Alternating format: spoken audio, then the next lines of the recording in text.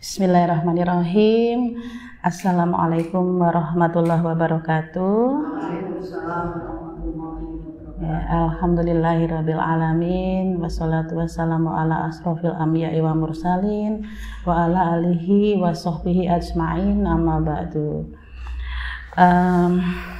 Ibu-ibu yang dirahmati Allah, apa kabar hari ini, Bu? Alhamdulillah sehat ya. Senang sekali bisa bertemu kembali dengan ibu-ibu yang insya Allah semangat untuk memperdalam ilmu agama, menghadiri majelis taklim ini masih sangat kuat. Jadi ini adalah juga salah satu nikmat yang mungkin saat ini belum dimiliki oleh banyak orang, yaitu hidayah. Hidayah untuk bisa menjemput ilmu sebagai bekal kita, memperkuat keimanan dan keyakinan kepada Allah Subhanahu wa Ta'ala. Jadi mari kita syukuri nikmat yang luar biasa ini, yang tidak semua orang mendapatkan dan hanya orang-orang terpilih yang disayang oleh Allah yang bisa hadir di tempat-tempat seperti ini. Dan insya Allah langkah-langkah yang Ibu bangun setiap perjalanan itu akan menjadi bekal akhirat insya Allah nanti ya. Amin. Sholawat dan salam mari senantiasa kita junjung curahkan kepada Nabi besar kita, Nabi Muhammad Sallallahu Alaihi Wasallam, yang insya Allah keteladanannya akan terus kita ikuti, apa yang menjadi sunnahnya akan terus kita jalankan, sehingga syafaatnya bisa sampai kepada kita semua di yaumil akhir nanti. Amin. Baik Ibu, sore hari ini temanya tentang apa Ibu? Tanda-tanda Allah sayang kepada kita atau tanda-tanda hamba yang disayang oleh Allah gitu ya. Apakah kita selama ini menyadari bahwa Allah itu sayang sekali kepada kita, Bu? Sadar nggak kalau Allah itu sayang kepada kita? Insya Allah yang hadir di sini ini adalah bentuk kasih sayang Allah, meringankan hati Ibu, meringankan kaki Ibu, meskipun mungkin sudah ada yang serepet, sudah ada yang encok, sudah ada yang bengkek gitu, guys, sudah burem, nulis sudah nggak bisa karena sudah tidak jelas penglihatannya, tapi Allah masih menyayangi Ibu dengan memberikan keringanan langkah kaki dan kebesaran hati untuk menghadiri majelis-majelis taklim seperti ini ya. Nah itu juga sesuatu yang luar biasa sekali, termasuk kedatangan saya ke sini juga semua karena Allah. Meskipun mungkin saya maksa gitu ya, kalau Allah belum menetapkan saya datang juga mungkin tidak bisa datang. Sudah menolak pun ketika Allah meminta harus datang, ya datang. Jadi intinya hidup kita itu hanya menjalani apa yang Allah minta kita jalani. Baik Ibu, terkait dengan tema kita sore hari ini adalah tentang tanda-tanda ketika Allah mencintai hambanya. Oke. Banyak orang di luar sana yang merasa bahwa hidupnya itu penuh dengan ujian. Mungkin kita, saya, Ibu di sini semua mungkin juga merasa kok saya hidup kok kayaknya ujiannya terus-terusan. Tidak berhenti-berhenti, baru tarik nafas, lega sedikit, uji lagi. Tarik nafas, lega sedikit, diuji lagi. Ini Allah maunya apa sih? Kan begitu, Allah maunya apa? Kalau memang Allah mau saya diuji terus di dunia ini, kenapa saya harus dilahirkan ke dunia ini? Oh, kayak lagu Ibu. Terus ngomelo. Bar melon langsa. Mulane ampun keseringan ngrungokno lagu-lagu sing memprihatinkan lah, dadi nggawe perasaane ora nyaman. Lagu-lagu zaman dulu itu Dian Piscesa, ya lagu-lagunya Pance F Pondak itu lagunya kan melo sekali, menyentuh perasaan gitu ya.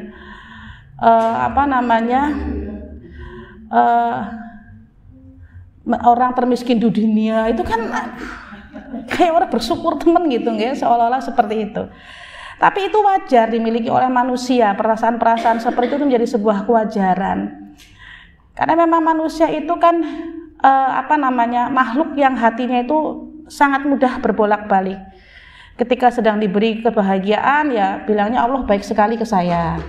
Ketika sedang diuji ya Allah itu sedang tidak baik ke saya, padahal mungkin sebaliknya gitu. Kayak kebahagiaan yang diberikan kepada kita itu juga bentuk dari ujian. Jadi ampun merasa paling beruntung di dunia ketika kita diuji ketika kita diberi kenikmatan yang tidak berujung gitu. Terus tiap hari diberi kenikmatan. Duit akeh gitu ya, anaknya sehat, bojone ganteng, setia, ayu misalnya nggih. Terus gaweane lancar, pangkatnya munggahke cepet, gaji gede, mobilnya apik, omahe apik. Itu jangan merasa Allah itu semata-mata sayang kepada kita tanpa ada ujian di dalamnya. Apalagi kalau harta-harta yang yang diberikan oleh Allah kepada kita itu tidak digunakan untuk hal-hal yang baik. Misalnya udah kaya raya tapi kurang sedekah dan sebagainya, itu namanya istidraj ya. Jadi Allah menguji dengan harta benda tapi dalam rangka melalaikan manusia atas nikmat itu. Bersyukur enggak dikasih nikmat yang sebanyak itu gitu. Nah, bentuk syukurnya apa? Ya selain ibadah tentu juga kita memanfaatkan setiap sen kekayaan yang diberikan Allah kepada kita itu, rezeki yang berupa harta benda itu untuk apa? Karena pasti nanti akan ditanya itu di akhirat, Bu. Jenengan duwe sandal selop 10 ditakoni siji-siji kok. Kayak siji nggo mari ngendi? Ya siji tuku maning nggo ngapa? Kudung nanti telung lusin tinggoni kabeh apa ora gitu. Kayak itu nanti ditanya satu-satu. Makanya kadang-kadang kira-kira kelingan kayak kok tukune Shopee kulit check out ora rampung-rampung ya. Tapi nek ibu-ibu ta mboten tayang check out maksude. Angger tayang dan bedeni banget dela-dela check out Shopee. Saya juga kadang-kadang suka diskusi sama teman-teman. Gak usah beli ini gampang kok di Shopee, tinggal check out. Iya sih memang, tapi itu betul-betul menggoda sekali yang namanya online shop itu. Menggoda karena kadang-kadang tidak butuh, hanya sekedar kepingin dan karena lucu gitu saja, jadi kebeli gitu kayak. Nah itu menjadi sesuatu yang harta-harta yang kebermanfaatannya tidak bisa kita pertanggungjawabkan. Baik Ibu, kembali ke tema. Ketika Allah mencintai hambanya, itu pasti Allah akan memberikan rahmat dan berkah kepada hamba-hamba yang dicintai itu tadi. Ya, jadi tidak hanya terjadi karena kebaikan atau amal yang dilakukan oleh kita, tetapi karena memang kita tunduk dan taat sebagai hamba kepada Allah. Nah, ketika seorang hamba dalam ketaatan dan kesadaran akan kebesaran Allah, itu Allah akan memberikan bimbingan. Ya, dalam surat Ali Imran ayat 31 disebutkan, katakanlah wahai Muhammad, ini Ali Imran ayat 31, jika kamu mencintai Allah, ikutilah aku. Itu katakanlah Muhammad, jika kamu mencintai Allah, ikutilah aku. Niscaya Allah akan mencintaimu dan mengampuni dosa-dosamu. Ya, niscaya Allah akan mencintaimu dan mengampuni dosa-dosamu. Wallahu ghafurur rahim. Allah Maha Pengampun lagi Maha Penyayang. Jadi dari ayat di atas tadi dijelaskan apabila kita mencintai Allah, maka yang harus kita lakukan adalah kita mengikuti sunnah Nabi Muhammad SAW, dan Allah akan menjanjikan kepada kita semua, ketika kita mengikuti sunnah dari Nabi, maka Allah akan cinta dan sayang kepada kita. Akan mengampuni dosa-dosa kita. Jadi syarat pertama ketika kita ingin disayang oleh Allah, ya syarat pertamanya kita mengikuti apa yang menjadi sunnah Nabi Muhammad. Diikuti itu sesuatu yang Allah syaratkan. Kalau kamu mau aku cintai, maka ikuti apa yang menjadi sunnah Nabi Muhammad SAW. Nah, pada dasarnya Allah itu memiliki sifat al-hub. Sifat al-hub itu artinya cinta. Tapi beda sifat cinta Allah dengan sifat yang dimiliki oleh makhluknya. Jadi sifat cinta Allah ini memiliki atau menunjukkan kemuliaan dan keagungan. Nah itu, jadi al-hub itu cinta. Allah punya rasa itu, tapi tidak sama seperti cinta yang dimiliki oleh makhluknya. Jadi berbeda. Lalu apa sebetulnya tanda-tanda Allah mencintai kita? Ada beberapa yang bisa disarikan dari yang disebut di dalam Al-Quran dan hadis. Tanda-tanda Allah mencintai kita itu ada beberapa. Di antaranya yang pertama adalah hamba tersebut akan diterima penduduk bumi. Maksudnya kepripun iki nggih hamba tersebut akan diterima penduduk bumi. Jadi ini diriwayatkan dari Abu Hurairah bahwa Rasulullah Shallallahu Alaihi Wasallam bersabda, jika Allah mencintai seorang hamba, maka Jibril akan diseru, sesungguhnya Allah mencintai fulan, maka cintailah ia. Itu ketika Allah mencintai seseorang, mencintai hamba, maka Jibril yang akan diseru, akan diingatkan, sesungguhnya Allah mencintai fulan, maka cintai ia. Maka Jibril pun mencintai hamba tersebut. Kemudian ketika Jibril mencintai hamba tersebut, Jibril akan menyeru kepada penduduk langit dan mengatakan, sesungguhnya Allah mencintai fulan, maka cintai ia. Maka penduduk langit pun mencintai orang itu. Dan kemudian orang tersebut menjadi orang yang diterima di muka bumi. Ya, jadi kecintaan Allah kepada kita itu diserukan kepada seluruh langit. Jadi ke langit itu diserukan, ya, sehingga kemudian dia bisa diterima di muka bumi ini, ya. Nah, ini lalu diikuti dengan tanda-tanda yang kedua. Setelah kita menjadi orang yang ada diterima di muka bumi itu, lalu apa yang bisa kita rasakan ketika kita sudah lahir di dunia ini? Kita diterima ada di dunia ini, lalu apa yang kita rasakan ketika Allah mencintai kita? Yang kedua itu kita selalu merasa dekat dengannya, dimudahkan melakukan ketaatan dan kebaikan, serta dijauhkan dari perbuatan buruk dan dosa. Jadi selalu dekat dengannya, kita merasa dekat dengan Allah, kita merasa semuanya dimudahkan ketika melakukan ketaatan dan kebaikan, dan kita merasa selalu dijauhkan dari perbuatan buruk dan dosa. Ya. Jadi pernah nggak ibu merasa kita tidak dekat dengan Allah? Biasanya kalau misalnya kalau saya sih mengakui sebagai manusia dengan keterbatasan dan banyak hal yang penuh kekurangan, kadang-kadang kita merasa terbatas pada saat misalnya kita kok kayak mau sholat kok kayak males ya. Kok saya kok malas banget sedekah, eman-emannya tinggi gitu kan. Sayang lah duit semene tembe oli semene kok diwana wong. Sayang lah ketika saya mau memberi makanan sedikit saja ke tetangga saya masak cukup banyak misalnya, tapi saya mau bagi ke tetangga, kayak lah eman-eman teman nggak di kulkas baik, emang kok ngasuk dia nget. Padahal jangan ngeris di nget serana gisine. Ya, tapi mengenai eman-eman, hati kita tuh kayak berat sekali memberikan sedikit berbagi kepada tetangga. Kalas-kalas di Venus barang wis gedinget. Untuk kulkas ora apik wujude, dinget bae di tanggane, misal. Kayaknya masih berat melakukan hal-hal seperti itu. Kita itu susah sekali kalau mau melakukan hal-hal yang baik. Tapi ketika kita melakukan hal-hal yang kurang baik, yang ada unsur dosa di dalamnya, kok kayaknya kita mudah. Nah, kita harus hati-hati sekali kalau sudah di situ. Ini kayaknya ada yang salah ini dengan hati saya. Ini ada yang salah nih dengan keyakinan dan keimanan saya. Jangan-jangan sedang turun iman saya. Jangan-jangan sedang tidak baik-baik saja diri saya. Kita harus segera bertanya ketika kita melihat atau merasakan ada yang tidak biasa terjadi dalam diri kita. Misalnya biasa tahajud rajin gitu jam 1 sudah bangun, atau biasanya kalau yang kira-kira ben orang ngantuk banget mepet arep subuh gitu ya jam 4 lah. Enggak apa-apa Bu, yang penting tutup witir gitu kan. Jam 4 sholat tahajud gitu kan, nunggu sebentar sambil ngaji terus nanti adzan gitu kan.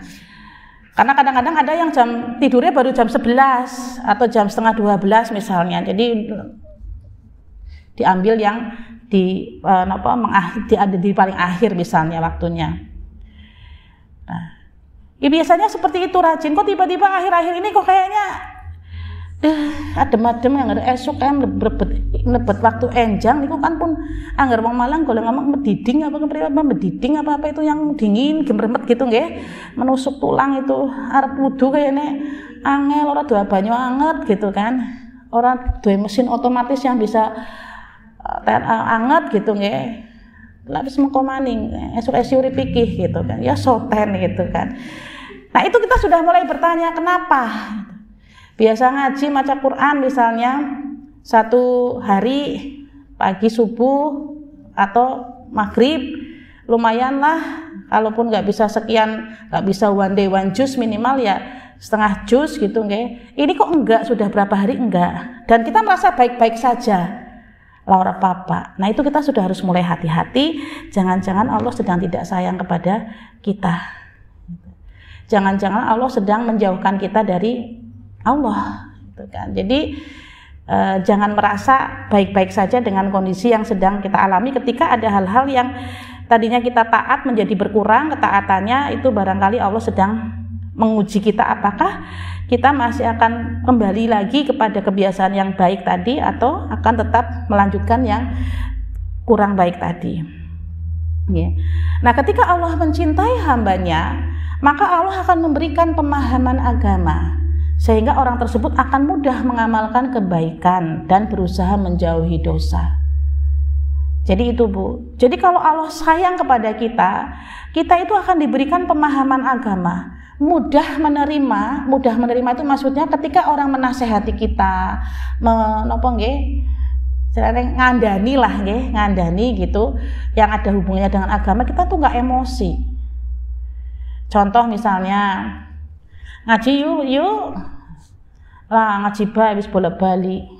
Nah, lah kan beda lah ya pada bae wong ngaji kan intine yang kon beragama sing baik mbok wis ora wis ngerti lah misalnya. Tapi itu kita kan kadang-kadang menerima penolakan seperti itu. Ya wis tua lah, wis ngapa maning daripada jagung-jagung tok nang teras saya orang ngapa-ngapa semangkat maju.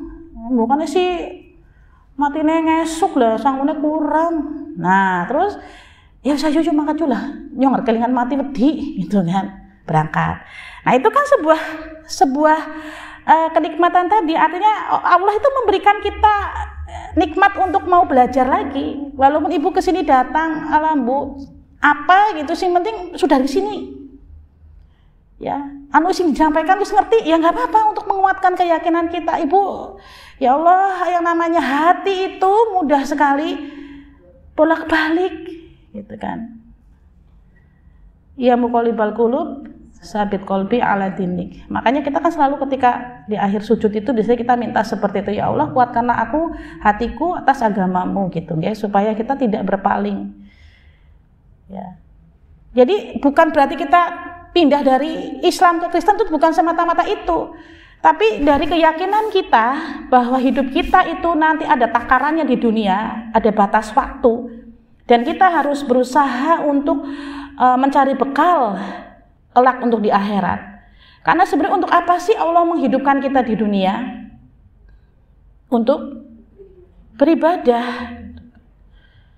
Tidaklah aku ciptakan jin dan manusia selain untuk beribadah kepadaku, kan intinya seperti itu.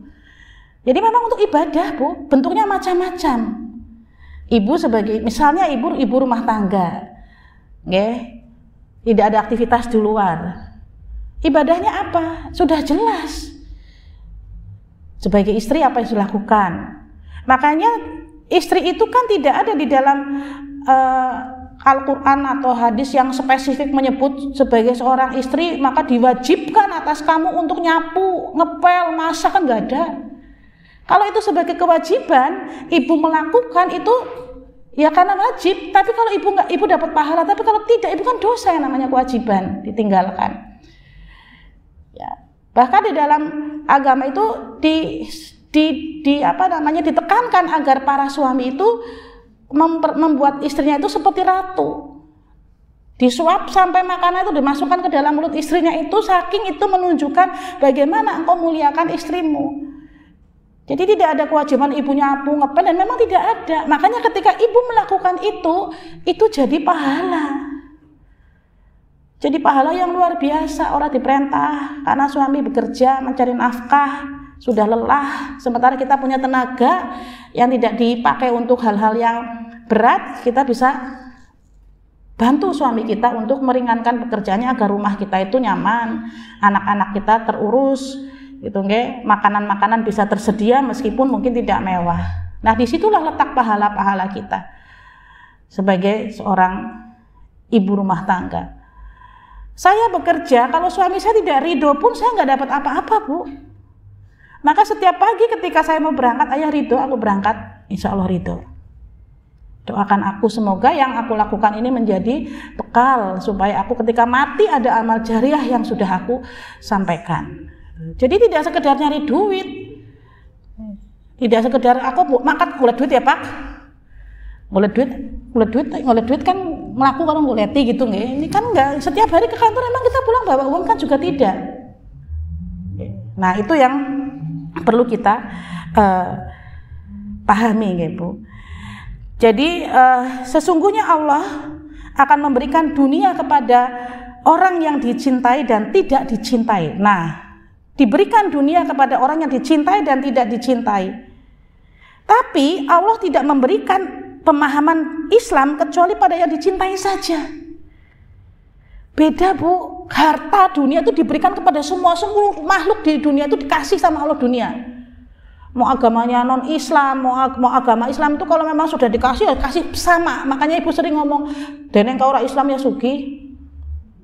Ya karena Allah sudah sampaikan, aku akan kasih dunia kepada semuanya, baik yang dicintai maupun tidak dicintai. Tapi Allah hanya akan memberikan pemahaman agama, okay, memberikan agama Islam hanya kepada yang dicintai. Nah, jadi kita itu yang dicintai Bu. Sampai saat ini kita tuh masih dicintai oleh Allah karena kita masih meyakini Islam sebagai yang baik, yang benar. Maka siapapun yang diberikan pemahaman seputar agama Islam berarti dia adalah hamba yang dicintai oleh Allah. Ini menurut hadis riwayat Ahmad disahihkan oleh Al-Albani. Jadi siapa saja yang diberikan pemahaman seputar agama Islam berarti dia hamba yang dicintai oleh Allah. Bedanya di situ Bu. Dan hidayah itu tidak datang tiba-tiba, hidayah itu dicari. Contohnya seperti ini Ibu. Lagi mantan orang kuat imane lah ngaji lah. Main anak sing penguatan. Lagi gelisah hatinya baca Quran lah. Orang jare malah karaokean, kadang-kadang lagi hilang sih.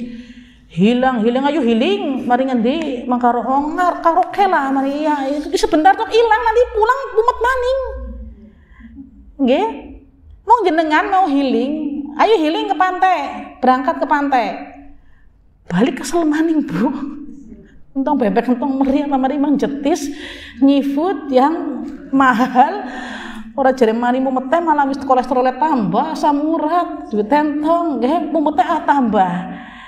Okay.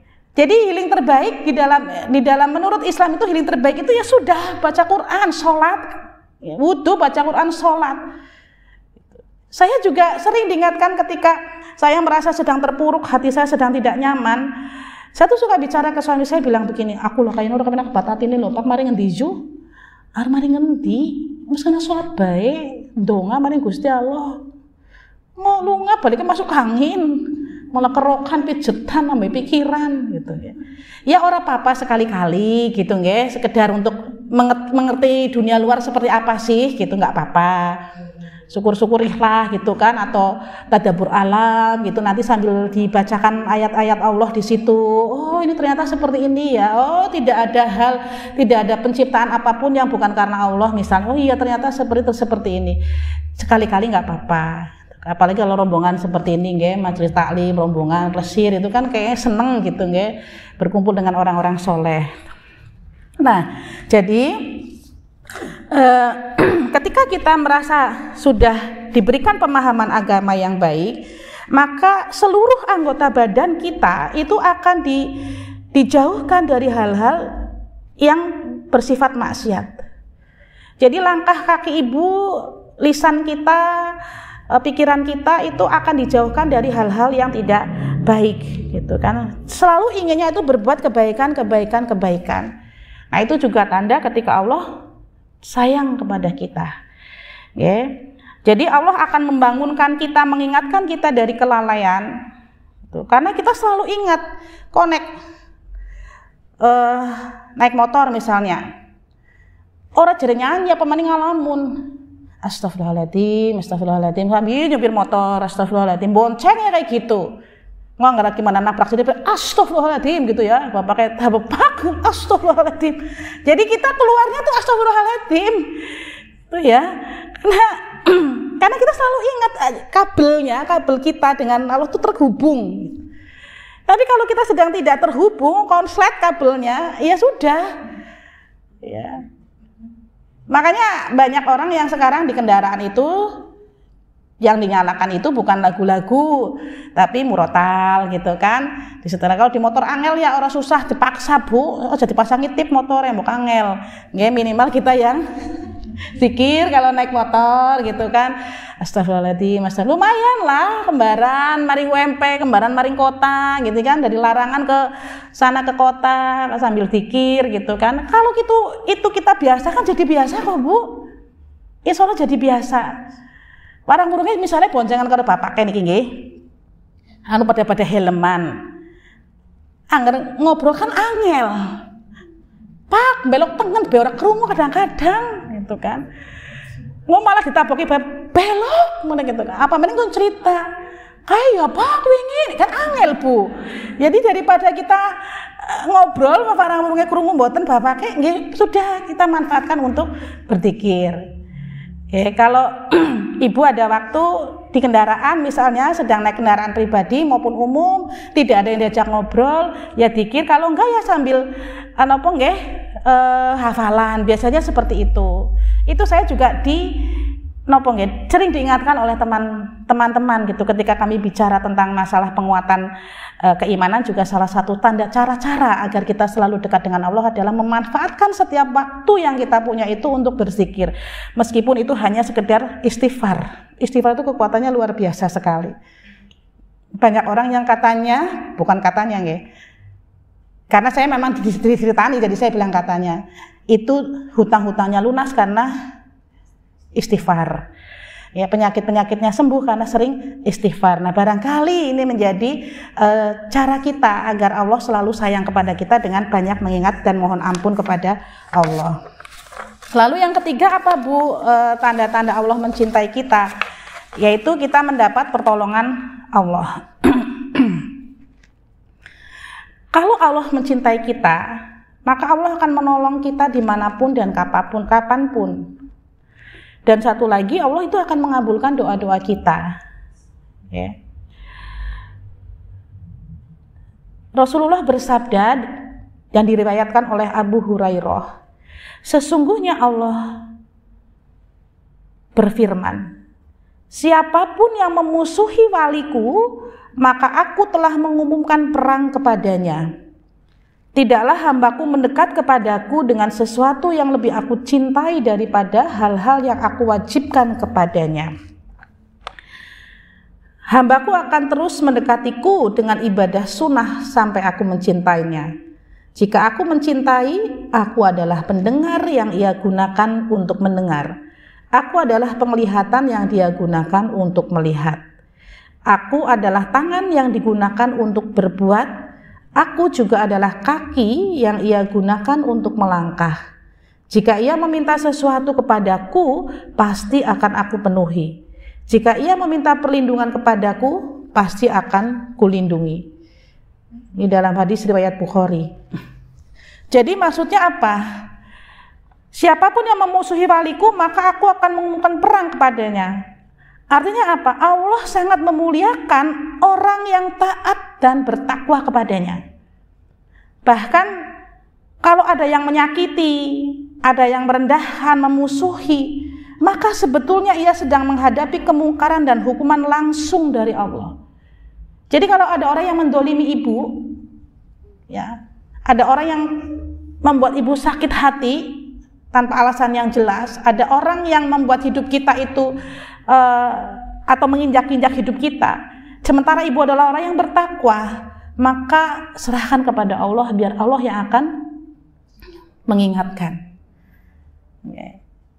Pasti sakit hati bu, iya, sakit hati iya. Tapi apa daya, ketika kita tidak punya kuasa untuk membalas, maka serahkan saja kepada Allah. Dan kita tetap berdoa kepada Allah, minta, ya Allah, aku tidak kuasa untuk membalas, maka kepadamulah aku serahkan segalanya.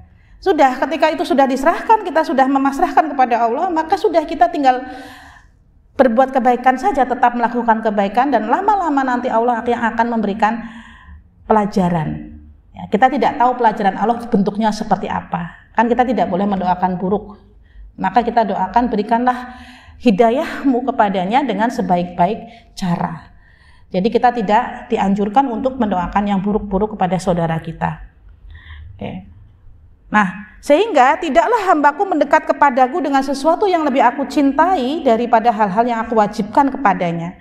Apa maksudnya? Jalan yang paling dekat dan paling dicintai Allah itu adalah melakukan ibadah. Jadi ketika kita masih tetap ibadah kepada Allah, yakinlah apa yang Allah janjikan kepada kita untuk melindungi kita, untuk memberikan pertolongan kepada kita, pasti akan Allah berikan. Selama kita masih beribadah kepada Allah senantiasa, insya Allah Allah akan memberikan pertolongannya kepada kita.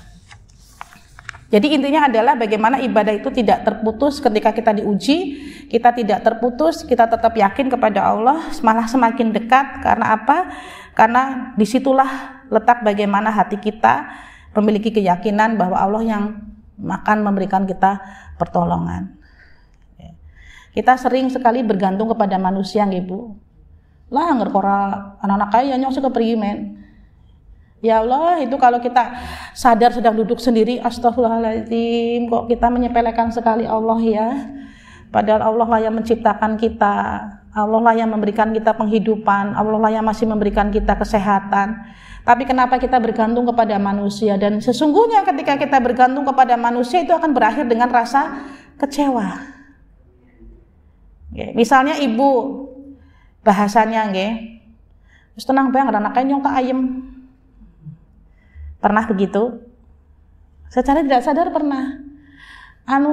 Aku nggak sana jenengan terus nyong ayem bu. Kita kadang-kadang mikir ayamnya apa? Apa ayam karena kita wong duit akeh, jadi sewaktu-waktu nyong butuh garing nyilih gitu Atau ayam karena misalnya ada beliau istri pejabat yang istilahnya nanti apa-apanya gampang atau apa? Padahal kata-kata itu, aku kalau ada jenengan ayam itu kan sebetulnya hanya pantas ditujukan kepada Allah. Aku merasa tenang ketika ada engkau, ketika aku dekat denganmu maka aku merasa tenang. Insya Allah Allah bantu bu, meskipun kita sendiri gitu ya. Tapi kalau kita yakin kepada Allah, Allah tolong. Selama kita tadi kewajiban-kewajiban kita sebagai umatnya itu tetap dilakukan. Hambaku akan terus mendekatiku dengan ibadah sunnah sampai aku mencintainya. Apa maksudnya? Jadi setelah kita melakukan ibadah wajib, yang wajib-wajib kita lakukan, ada ibadah sunnah. Nah ini yang akan semakin membuat Allah cinta kepada kita. Ya, kepada kita, sayang kepada kita, selama apa yang kita lakukan itu secara penuh keikhlasan dan terus-menerus, tidak bahasa Banyumas denglungan gitu denglungan. Saya juga masih belajar bu untuk istiqomah, dan menjadi istiqomah itu tidak mudah. Apalagi kalau kita ada di tengah dunia yang seperti ini nih. Godaan ada di mana-mana, sosial media, belum lagi di televisi. Orang pada kongkoh gampang temen dadi wong sugih, ya Allah. Jane apa yang nyongkon ngepet. Siki sangat babi nih bu. Tentang kulit babi itu udah angel. Nah, ya, jadi kadang-kadang di TV itu seperti itu. Tiba-tiba ada artis gitu ya bisa beli mobil harganya sekian miliar, kita cuma disuguhi tontonan seperti itu. Ya suwe-suwe seneng temen yo ngapa-ngapa ora kaya kejogedan tok nang ngarep layar. Nyungsi ngebendina mangkat ngode misale nggih ngawan wengi ngesuk sore kowe nggane mung pit bangel pisan tuku anyar, tukune bekas misalnya. Itu suguhan seperti itu di dunia seperti ini yang sekarang kita ada, itu tiap hari kita dijejeli dengan hedonisme. Hedonisme niku carane napa-napa kudune napa bentuknya niku bahan banda dunia. Seneng banget dadi wong sugih. Iya memang kita juga orang Islam juga harus jadi orang kaya supaya kita mudah beribadah, beramal soleh gitu nggih dalam rangka mesejahterakan saudara-saudara kita, membantu saudara-saudara kita. Iya kita jangan jadi orang Islam yang miskin. Karena kemiskinan itu kefakiran akan mendekatkan kita kepada kekufuran. Ya. Tapi bukan berarti ketika kita hidupnya hanya pas-pasan Allah tidak sayang sama kita. Ada loh artis yang kaya, ibadahnya bagus, duitnya dipakai untuk bikin masjid, untuk anak yatim. Nah itu sih masya Allah. Ya, tidak dipakai untuk dirinya sendiri. Nah itu bagaimana kita menjaga supaya istiqomah di dalam kita menjaga diri kita tetap berbuat baik. Ya, kalau sudah baik itu jaganya yang susah kok Bu. Ya. Ngaji terus diruluri tangga nih rajin teman kayak mlebu surga. Gena kepengen mlebu surga kok gak ngaji mlebu surga. Apa kepengen mlebu neraka. Ya karuan sing ngembene mlebu neraka kabeh, tapi ya kan aja kesuwen-suwen lah gitu kan. Jadi jangan, maksudnya pasti akan ada seperti itu nanti. Ya, pasti akan ada orang-orang yang selalu mencemooh kita meskipun kita sedang melakukan kebaikan, dan itu ujian bagi kita. Insya Allah kalau kita yakin ya Allah akan menjaga kita semua. Jika aku mencintainya, itu tadi riwayat yang tadi, aku adalah pendengar yang ia gunakan mendengar. Artinya apa? Allah akan membimbing dan menjaga semua indera kita agar tidak digunakan untuk kemaksiatan. Jadi kalau Allah sayang sama kita, selain kita selalu ditolong dari apa? Ditolong dari dijauhkan dari kita dari kemaksiatan. Ya, Allah akan memberikan kita petunjuk dan kesadaran akan kesalahan yang kita lakukan dengan segera. Ya. Tapi kalau Allah tidak sayang sama kita, dijor kita Bu, jor. Coba kalau ibu sayang sama anak, pasti kan ngomong baik gitu ya, dilurui baik gitu kan. Pertama itu, aja kayak kiai ya Mbak, nanti Mbak aja minum es Mbak, Mbak nanti batuk, aja mangani permen, Mbak nguwatuk, kabeh aja. Saking apanya? Saking kita sayang. Nanti suatu ketika kita akan menjadi pendengar dia. Ibu, aku di sekolah gini-gini. Sabar lah kan. Sabar. Nah, bahasanya kan kita akan melindungi. Karena dia nurut ke kita ya kita akan melindungi. Bahkan ketika anak kita sedang tidak nurut pun kita tetap sebagai orang tua akan berusaha untuk memberikan yang terbaik. Tapi kan Allah akan mencintai ketika kita taat, tunduk, itu lebih dilindungi lagi gitu. Karena kita sudah mengikuti apa yang Allah minta untuk kita lakukan. Kita bertakwa. Nah, disitulah kemudian Allah akan mengabulkan apa yang menjadi doa-doa kita.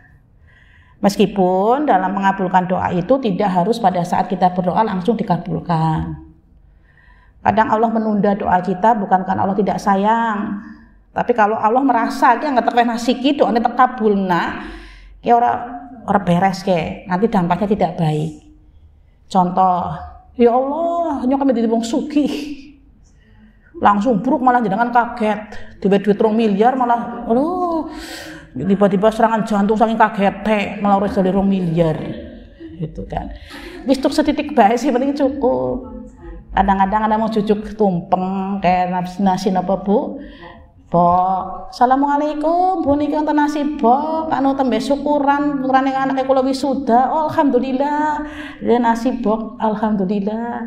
Lagi wengi-wengi ora lagi ora masak ora ana apa-apa namun cucuk nasi bok. Niku bok niki kepenak. Ditakoni nang akhirat ora kesuwen. Ya. Banyak orang kepingin kaya raya, tapi tidak siap nanti kalau dihisab. Orang miskin yang taat, yang takwa itu dihisabnya nggak lama Bu. Coba Ibu belanja ke Indomaret, mau tuku odol siji karo sikat, mau cepet bayare. Pundi Bu niki, set orang menit terus rampung bayar. Jajan jenengan tuku setroli, odol, jajan, ana sampo, sabun, sikat gigi dan sebagainya, setroli kuwi ngantri nganti ngayer-ngayer. Ora rampung-rampung yang ngarepe nyong jen suwe temen tukune apa jane. Sama itu nanti di akhirat juga begitu. Lah milih pundi? Duh, nggih Bu jenangel ternyata nggih urip nggih. Setitik kepengin akeh, tapi ngono nang akhirat nyong suwe kula ditimbang, ya ora ditakoni pirang-pirang. Untung kasire ora takoni ora recen iki odol bedenge napa Bu? Untung ora takoni kados niku nggih. Jenengan tuku odol ke temen bareng ngapa? Kan enggak sampai seperti itu. Tapi nanti kan akan ditanya satu-satu kalau di akhirat, apa yang kita pakai, apa yang kita kenakan, apa yang kita gunakan, yang kita peroleh dari halal apa tidak halalnya itu akan ditanya. Itu kan sampai seperti itu, kesel jawabnya. Ya. Jadi intinya adalah bagaimana kalau kita dekat dengan Allah itu, kalau kita selalu menjalankan kalau kita bertakwa kepada Allah, menjalankan apa yang Allah perintahkan dan menjauhi larangannya, itu Allah akan memberikan perlindungan khusus kepada kita. Kalaupun gak dikabulkan di dunia, di akhirat Bu. Lho Bu wong kepengenan nang dunia, lho wong Gusti Allah ngerti jenengan dhewe nang dunia malah dadi rubes wis nang akhirat bae. Ya. Nang akhirat sing mlebu surga sih ora ana wong tuwa, nang kana nom kabeh. Ganteng-ganteng. Ditakoni bapak kepak, anger jarene anger pada soleh-solehah kok ketemu nang surga ya Pak, bapak ada bosen teman ketemu komaning wis nang dunia ketemu nek kok nang akhirat ketemu komaning nang surga. Beda Pak, nang anak ayu nom, orangnya beli. Ya, orang ngomai orang galak gitu kan. Orang kayak siki Pak, mulai jadi sabar ya Pak, dadi nek kon jenengan mlebu surga. Ya, nang-nang ketemu nek kronyong maning tapi nang anak ayu Pak. Wis beda orang kayak siki Pak, ora perlu lipenan, ora perlu apa wis nyong wis glowing, ora nganggo skincare. Ya. Jadi kalau ibu-ibu kan berharapnya ketemu sama suaminya di surga gitu nggih. Nah, bapak-bapak jere maning-maning kowe gitu kan. Nggih, jadi ini keguyonannya nggih. Nah, lalu yang keempat apa Bu ketika tanda-tanda Allah mencintai kita? Yang keempat itu adalah kita mendapatkan berbagai cobaan yang sebetulnya cobaan-cobaan yang diberikan Allah kepada kita itu adalah untuk menghapus dosa-dosa kita. Jadi kita akan dicoba Bu, diuji oleh Allah. Ya. Ketika Allah mencintai seorang hamba, maka Allah akan berikan cobaan kepada dia. Nah, cobaan ini dapat mensucikan dirinya dari dosa yang dia lakukan. Jadi ketika kita diberi ujian sama Allah, itu jangan berpikir Allah benci kepada kita. Justru disitulah Allah memberikan kita ujian untuk menghapus dosa-dosa kita manakala kita ikhlas, penuh kepasrahan dan meyakini bahwa setiap ujian yang Allah berikan itu adalah untuk kebaikan kita. Dan yakinlah Allah tidak akan menguji hambanya di luar kemampuan, batas kemampuan hamba kita. Makanya kenapa ujian manusia itu beda-beda, nggak sama. Ya, sama-sama diuji masalah anak, tapi tetap beda.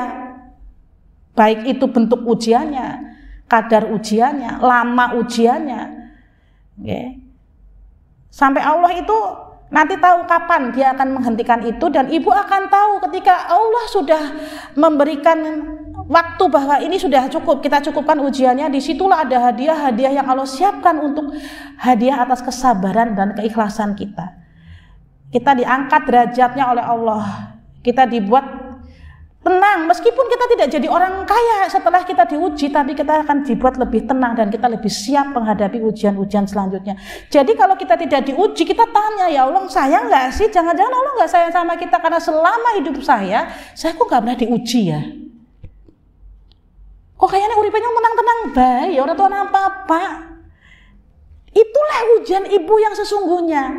Ketika hidupnya tenang, nggak ada apa-apa, terus kemudian kita ya setelah biasa-biasa bae nyatanya yang sholat ya biasa, Allah ya ora apa-apa. Ya udahlah, saya nggak perlu melakukan hal-hal yang sifatnya sunah-sunah lah, nyatanya saya begini saja, Allah tidak pernah memberikan saya ujian, Allah sudah sayang sekali kepada kita. Itulah yang juga bagian dari ujian. Jadi ujian itu juga berupa kenikmatan dan juga berupa kesedihan. Cuman kita memaknai ujian selalu yang sedih-sedih, yang susah-susah.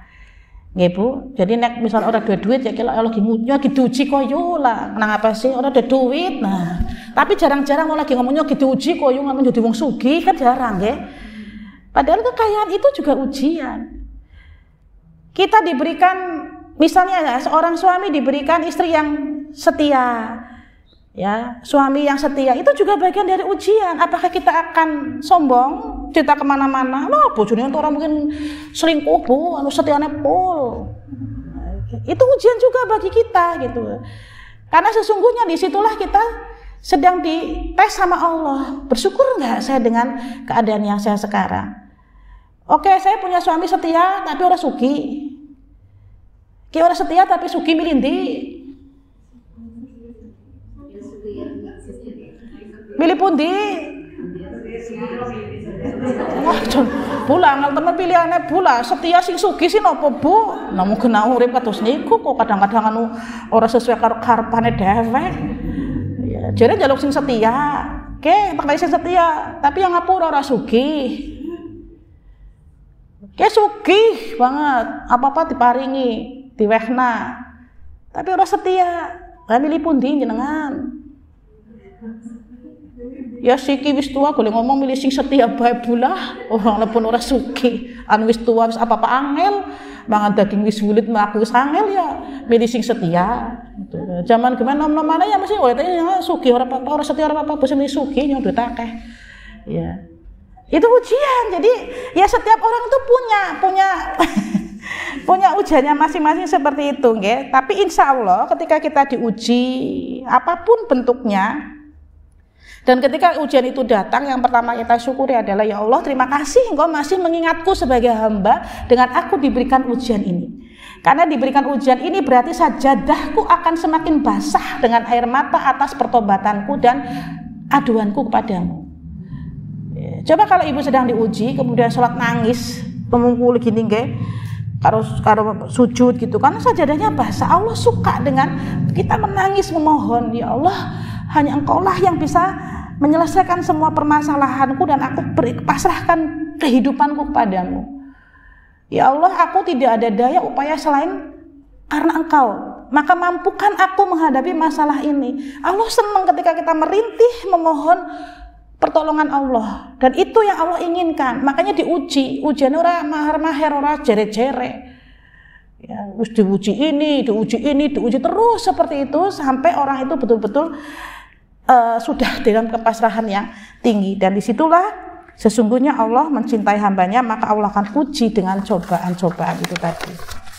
Nah, ketika hamba itu ridho dengan ujian dari Allah, maka Allah juga akan ridho kepadanya. Namun jika hambanya marah-marah, Allah juga marah. Jadi kalau diuji jangan marah-marah. Ya marahnya sedalam maksudnya gegel gitu ya. Gergel tuh, ya Allah, dene kayak temen sih, Allah, jangan nyong ujalku ya wis kurang apa, boleh sholat jengkang-jengking, boleh nganti kesel nyong, nganti batu kayak ireng ya Allah, tapi kok dene ngasih anak ujian seperti ini apa enggak? Sampai kapan saya mau diuji Allah? Itu kan namanya kita tidak meyakini, nggak bahwa ngerti nggak sih kalau Allah, aku tuh sayang sama kamu. Kalau aku sayang sama kamu, ya aku kepingin kamu deket sama aku. Jangan-jangan kemarin-kemarin itu kamu nggak deket sama aku. Maka aku dekatkan kamu dengan aku berikan ujian ini supaya kau semakin kuat beribadah kepadaku. Mari kita dialog setiap malam lewat tahajud, ngobrol. Ya Allah, kadang-kadang kita kalau lagi berdoa kan, kalau nganggo bahasa Jawa, bahasa Banyumas kayak, ya Allah, nyong kepriwe ya Allah, kula kepriwe niki Gusti Allah lah, jane masalah ora rampung-rampung ya Allah. Kan kayaknya wong jawab lho teng mriku lho. Iya nyong sing ngerti ya Allah, nyong pancen anu wong bodoh, tapi nggih tulunglah ya Allah, kula dielos niki masalah ben mboten ben gagian rampung. Nggih kula sih sabar pancen. Kayak orang ngobrol kan dengan Allah sebetulnya ketika kita melakukan sholat, terutama malam itu ya tenang, hening di mana enggak banyak orang sedang beraktivitas, kita bisa ngobrol banyak dengan Allah. Disitulah Allah rindu kepada kita, makanya Allah uji kita supaya kita datang dan memohon kepadanya. Ngobrol. Coba kalau ibu lama enggak ketemu orang kan, ketika kita ketemu kan kepingin ngobrol banyak gitu ya, dan biasanya kita akan ngobrol banyak dengan orang yang kita sayang atau yang kita dekat ya. Kalau orang yang nggak kenal kan kita nggak akan ngajak ngobrol panjang lebar.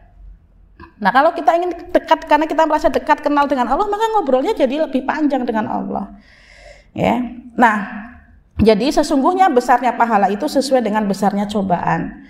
Allah menyiapkan pahala yang besar bagi yang mampu bersabar dan tetap bertakwa ketika menghadapi ujian. Okay. Semakin berat ujian, baik itu fisik, mental, ekonomi, keluarga, maka semakin tinggi pula derajat yang bisa dia raih bila disikapi dengan baik. Dengan catatan ya Allah itu akan menaikkan derajat kita kalau ketika kita diuji itu kita tadi bersabar, ridho, dan menyikapi segala ujian itu dengan baik. Ya. Jadi cobaan itu bukan karena benci nggih Bu, tapi karena Allah ingin mengangkat derajat hambanya. Di samping Allah ingin mensucikan jiwa kita, menguatkan iman, dan menunjukkan siapa hamba yang benar-benar menunjukkan kepada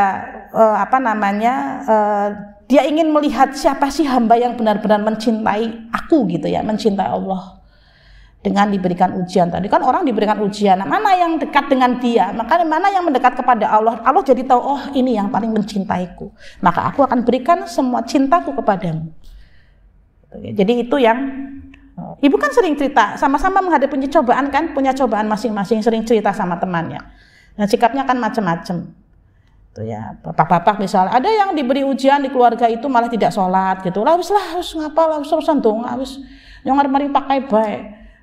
Nyam jaluk petunjuk gitu kan. Aku ada yang sholat, ada yang mendekatkan diri kepada Allah. Nah Allah akan tahu oh ini yang kalau diberi ujian dekat kepadaku, ini yang tidak. Jadi Allah tahu mana hamba yang benar-benar mencintainya. Ya, jadi kalau kita protes, mengeluh, menyalahkan Allah pada takdir, kenapa sih harus saya ya Allah? Kenapa enggak dia aja ya Allah? Itu artinya tidak sabar dan itu Allah bisa murka. Karena seolah-olah ibu tidak percaya kepada ketetapan Allah. Nah, jadi mari kita menjaga emosi agar tidak marah-marah ketika ada ujian. Sedih boleh Bu, sedih boleh, merasa marah tapi jangan berlarut-larut. Segera kembalikan semuanya kepada Allah. Yang kelima, yang terakhir adalah akan diwafatkan dalam keadaan baik. Jadi kalau Allah mencintai kita, Allah akan membukakan pintu amal soleh kepada hamba yang dia cintai sebelum dia meninggal. Makanya ini baik sekali ketika kita datang ke sini ke majelis taklim, siapapun yang menyampaikan ya selama mengajak pada kebaikan itu insya Allah akan menjadi amal soleh yang bisa memberikan kita bekal dan akan membuat kita insya Allah husnul khotimah. Jadi apa yang menjadi kebiasaan-kebiasaan kita itu biasanya akan ditunjukkan ketika kita meninggal dunia gitu nggih. Jadi kalau kita biasa zikir gitu nggih. Saya kemarin diceritani kawan kami dari Makassar, istrinya meninggal karena sakit. Dia bilang kepada saya begini, sudah cukup ya usianya di atas saya. Saya turut berduka cita, saya bilang gitu kan, semoga ibu husnul khotimah insyaallah. Saya bilang, iya Bu Santi terima kasih gitu kan. Pertama saya mau menyampaikan bahwa istri saya adalah orang yang baik sekali, tidak pernah menyakiti perasaan saya selama jadi istri, dan dia tidak pernah lepas mukena selama dia sakit. Saya mengatakan lepas mukena itu maksudnya apa? Dia tidak pernah lepas dari beribadah. Jadi yang namanya ketika tidak ada aktivitas di luar, maka tiap saat dia duduk dari mulai subuh gitu nggih, mengaji, nanti istirahat sebentar, sarapan biasa, nanti tuhung ngaji terus seperti itu. Ketika penyakitnya sedang sehat, maka dia keluar ikut majelis taklim, lalu dia beramal dengan harta bendanya, dan zikir tidak pernah lepas dari mulutnya. Maka ketika dia dalam sakaratul maut itu yang saya dengar adalah zikirnya. Zikir yang dia ucapkan, saya menangis-nangisnya karena saya melihat ya Allah, betapa kebiasaan yang istri saya lakukan itu betul-betul terlihat ketika aku mendampinginya dia sedang sakaratul maut. Jadi bibirnya selalu berzikir. Gitu ya. Nah ini kan karena kalau tidak dibiasakan kita susah Bu. Jangan berpikir kalau kita mau meninggal ngomong la ilaha illallah gampang kok. Iya gampang sih gitu. Nanti pada saatnya kan belum tentu. Maka yang kita minta itu ya Allah mampukan aku. Gitu. Ketika aku meninggal, ketika aku akan mati nanti, meninggal nanti, mampukan aku untuk mengucap la ilaha illallah Muhammadur Rasulullah. Itu tidak bisa kalau kita tidak membiasakan dan tidak meminta kepada Allah. Mintalah itu supaya kita ketika akan meninggal nanti dimudahkan. Karena itu bukan hal yang gampang kalau kita tidak membiasakan diri dan kalau kita tidak minta. Allah tuh kalau diminta itu seneng kok. Allah seneng sekali kalau kita minta apapun, minta ke Allah. Allah senang meskipun Allah tahu nggak akan selalu bisa dikabulkan sekarang. Tapi Allah suka ketika kita meminta karena Allah tahu bahwa Dialah satu-satunya tempat meminta dari hambanya. Jika Allah mencintai hambanya, maka Allah akan jadikan hamba tersebut beramal soleh sebelum dia meninggal. Lalu seorang sahabat bertanya, apa maksudnya wahai Nabi? Nabi menjawab, Allah berikan petunjuk kepadanya untuk beramal soleh sebelum meninggal. Kemudian Allah memberikan pahala penuh kepadanya. Ini menurut hadis riwayat Ahmad dan Al-Hakim, wallahu alam. Jadi intinya adalah ketika kita dicintai oleh Allah, maka Allah akan memberikan kita kesempatan akan menjadikan kita mampu beramal soleh sebelum kita meninggal. Nah ini yang perlu kita yakini, insya Allah kita yakini. Jadi kita akan diberi kesempatan dan kemampuan agar kita bisa berbuat kebaikan menjelang ajal kita. Kita kan tidak ingin meninggal dalam keadaan sia-sia. Kita tidak ingin meninggal dalam keadaan orang tidak ada yang mau menyolatkan kita, gitu kan. Sedih rasanya kalau meninggal kok orang hanya duduk-duduk saja sementara tidak ada yang mau menyolati kita. Berarti kan kita tidak dicintai oleh orang-orang dekat kita. Itu sesuatu yang semoga tidak terjadi pada kita. Nah, jadi Bapak, Ibu-ibu semua yang dirahmati oleh Allah, ketika Allah mencintai seorang hamba, maka kasih sayang dan petunjuknya akan menyertai kehidupan hamba tersebut, dalam setiap aspek. Jadi cinta Allah itu akan terwujud dalam bentuk rahmat, bimbingan, penjagaan, kemuliaan dalam hidup dan dalam matinya seorang hamba. Sehingga mari kita ubah cara berpikir kita bahwa yang namanya cinta Allah itu tidak harus diberikan dalam bentuk rezeki-rezeki duniawi saja, tetapi kita merasa tenang, batin kita diberikan ketenangan, keluarga yang tenang, kehidupan yang tenang, ibadah yang nyaman, yang nikmat, sholat tidak diburu-buru, bisa bangun tengah malam untuk sholat malam. Meskipun ada keluhan-keluhan seperti saya juga kaki sering sakit. Saya kena skoliosis, jadi kadang-kadang punggung saya sering mudah sakit, mudah panas gitu kan. Nanti kalau duduk terlalu lama itu kadang-kadang kumat gitu, harus tiduran dulu sebentar. Tapi itu disyukuri saja. Artinya memang kan tidak harus dalam bentuk-bentuk seperti itu. Diberikan rahmat, diberikan kemudahan bertemu dengan ibu-ibu di sini. Tidak semuanya diberikan kesempatan yang sama untuk saling bersilaturahmi. Masih ada di luar sana manusia-manusia yang disibukkan dengan dunianya, nyari duit dari pagi siang malam. Ibu tahu kalau di Jepang, orang di Jepang itu kalau kerja itu kayak robot, pagi sampai malam. Mereka udah kerja terus. Ya, ada yang sampai ketiduran di jalan, di terminal bawah tanah itu, di subway, kereta api yang bawah tanah pada geletak di situ saking capeknya. Tidak bisa menikmati hidupnya, harga rumah di sana tinggi sekali, tidak bisa kebeli. Sampai akhirnya mereka memutuskan tidak punya keluarga. Terus mau apa? Mau apa yang dicari dalam kehidupan kita? Di Korea orang menikah tidak mau punya anak. Kenapa? Karena ternyata nyekolahkan anak biayanya tinggi sehingga mereka malas punya anak. Bahkan mereka lebih suka bayar asuransi untuk di panti jompo. Jadi nanti kalau sudah tua wis lah nyomori panti jompo baik. Ora duwe anak ora apa-apa, ora duwe bojo ora apa-apa. Yang penting yang urip dewek nyenengin awake dewek. Ya karena tadi pemahaman agamanya itu kan beda dengan kita. Tidak sama. Kalau dalam Islam kan tidak seperti itu. Ya, membangun keluarga gitu kan. Syukur-syukur kita diberikan keturunan agar bisa terus menjaga Islam kita. Kalaupun tidak bisa dari keturunan kita langsung, kita punya anak-anak di luar sana yang masih membutuhkan kasih sayang kita, bisa dididik, bisa diarahkan supaya mereka nanti menjadi orang-orang yang baik gitu kan, beragama. yang baik dan benar gitu. Itu banyak sekali yang bisa kita lakukan. Jadi Allah kalau sayang sama kita itu apa-apanya itu juga nanti akan diberikan kemudahan. Seolah-olah kayak diarahkan gitu. Kita kalau ada masalah pun ketika menyelesaikan masalah seperti diarahkan. Mengenai disit. Oh iya ternyata ketemunya seperti ini. Ya, tapi kalau kita tidak dekat dengan Allah ya kita kayak penuh dengan kebingungan. Hidup kita tuh seperti penuh dengan kebingungan.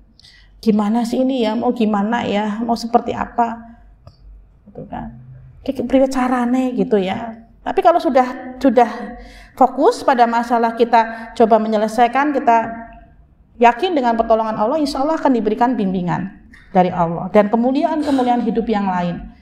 Misalnya disayang tetangga ya, tidak harus dihormati karena kita mungkin pejabat dan sebagainya, dihormati sebagai manusia, dijaga ya apa yang kita jadi tetangga ikut menjaga kita ketika kita sakit, tetangga ikut mendoakan kita, itu kan sebuah bentuk kerahmatan dalam hidup. Baik, mungkin itu Ibu yang bisa saya sampaikan sebagai pengingat bagi saya sendiri juga, bahwa menjadi kekasih Allah itu adalah impian semua umat, tetapi Allah juga punya syarat agar kita disayang oleh Allah, dan kita harus siap dengan berbagai bentuk ketetapan Allah yang diberikan kepada kita, dengan tetap berpikir positif ya, tetap berpikir baik kepada Allah, berprasangka baik kepada Allah, karena Allah itu seperti apa yang diprasangkakan hambanya. Kalau kita berpikir baik tentang Allah, ya Allah akan melakukan apa yang sebenarnya kita pikirkan. Jadi kalau kita diberi ujian kok mengatakannya Gusti Allah ki aman karo nyong, ya insya Allah Allah akan menyayangi kita. Tapi kalau Gusti Allah senang karo itu, Allah akan murka. Maka kita jaga hati kita, perasaan kita, agar kita senantiasa bisa menerima apa yang terjadi dalam kehidupan kita dengan sebaik-baiknya, tetap yakin dengan apa yang menjadi ketetapan Allah dan apa yang Allah berikan kepada kita, dan senantiasa istiqomah untuk melakukan kebaikan-kebaikan. Cinta Allah kepada hambanya adalah anugerah tertinggi yang terlihat dari kemudahan dalam beribadah. Tadi ya saya sampaikan kita mudah ibadah. Coba Ibu kalau sekarang Ibu tinggal di Gaza, di Palestina, jangankan untuk beribadah dengan mudah, kita mau istilahnya tenang hatinya sebentar saja itu sulit sekali, penuh kewaswasan gitu ya. Kita harus mencari perlindungan gitu. Kita bersyukur. Dan mereka adalah orang-orang yang diuji Allah dengan Masya Allah, saya yakin mereka itu akan syahid gitu karena mereka mempertahankan tanah mereka, negara mereka. Dan kalau memang kita mampu beri bantuan kepada mereka, walaupun hanya sebatas doa, karena nanti Ibu akan ditanya, apa yang kamu berikan kepada saudaramu di Palestina saat mereka sedang dalam musibah? Aku mendoakan mereka ya Allah. Setidaknya walaupun tidak secara materi, kita berikan doa. Jadi setiap akhir sholat kita, mari kita doakan, ya Allah berikanlah, apa kira-kira Bu beri doanya? Berikanlah kemampuan kepada saudara-saudaraku yang di Palestina untuk menghadapi cobaan itu. Berikan kesabaran, ya, syahidkan mereka. Dan mampukan hamba untuk selalu mendoakan yang terbaik untuk mereka. Kalau memang perang itu tidak bisa selesai gitu, setidaknya doakan mereka untuk selalu sabar, ya. Mudahkanlah mereka mendapatkan bantuan-bantuan, karena sekarang bantuan-bantuan itu baru masuk nanti dicegat lagi sama Zionis gitu kan, jadi nggak bisa masuk. Kasihan sekali, mereka harus berjuang cari makan gitu kan, anak-anak kecil yang terpisah dari orang tuanya. Ya Allah, saya kalau ingat seperti itu rasanya berdosa sekali kita kalau kita sampai lupa. Jadi kalau kita sedang sholat, mari kita minta supaya kita mampu mendoakan mereka. Dan yang kedua adalah keteguhan saat diuji. Kita diberi keteguhan saat diuji itu juga merupakan sebuah kasih sayang Allah, sehingga mendapatkan akhir hidup yang husnul khotimah. Nah, jadi mari untuk mendapatkan itu semua tentu tidak ada yang cuma-cuma dalam tanda kutip, harus ada yang kita lakukan, yaitu berupa ketaatan, keikhlasan dan kesungguhan dalam meneladani Rasulullah. Tadi kan sudah disampaikan apa syaratnya, ikuti apa yang menjadi sunnah Rasul gitu kan. Insya Allah dari situ kita akan bisa mendapatkan banyak sekali kekuatan-kekuatan dalam menghadapi kehidupan ini, termasuk kemampuan untuk bisa menghadapi segala cobaannya. Terima kasih ya Ibu, sudah jam 5:15 cukup nggih Bu, Mbak? Nggih. Baik, kalaupun ada hal-hal yang keliru dari apa yang saya sampaikan, astagfirullahaladzim, semoga Allah memaafkan apa yang menjadi kesalahan saya, karena memang itu murni dari ketidakmampuan saya, kekurangan saya. Tapi kalau ada hal-hal yang baik dan itu bisa kita jadikan pelajaran baik dalam hidup kita, maka semata-mata itu datangnya dari Allah. Ya, baik, nasrul minallah wa fatun qarib wa basyiril mu'minin. Wassalamualaikum warahmatullahi wabarakatuh.